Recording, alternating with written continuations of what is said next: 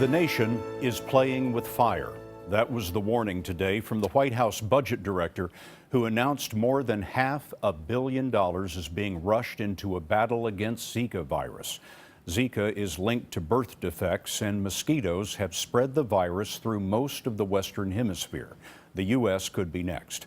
More than 312 cases have been reported in 41 states, but all of those cases are linked to travel outside the U.S. Dr. Jon LaPook is looking at how the money could be spent. That's perfect for breeding mosquito larvae. Tropical disease expert Dr. Peter Hotez has been warning for months that poor neighborhoods on the Gulf Coast, like this one in Houston, are similar to poor neighborhoods in Brazil, the epicenter of the Zika pandemic.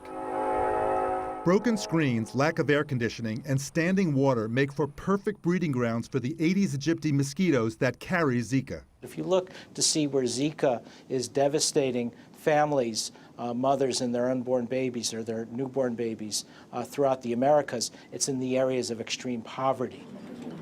Hotez is worried the U.S. is not prepared to fight the Zika virus, despite today's commitment of over $500 million. Congress still hasn't approved a $1.9 billion request. And with warm weather fast approaching, Dr. Anthony Fauci of the NIH says he's not waiting any longer. I'm taking money from other areas that we fund in order to fund the very important Zika research, particularly the Zika vaccine research. The Aedes aegypti mosquito is most often found in the south, but a new CDC map indicates its potential to reach as far north as New York and Ohio. The biggest concern is for pregnant women. In Brazil, Zika virus has been linked with microcephaly, babies born with an abnormally small head and brain. The administration says the new funding will go towards vaccine development as well as mosquito surveillance and control. There's no such thing as a small outbreak of Zika.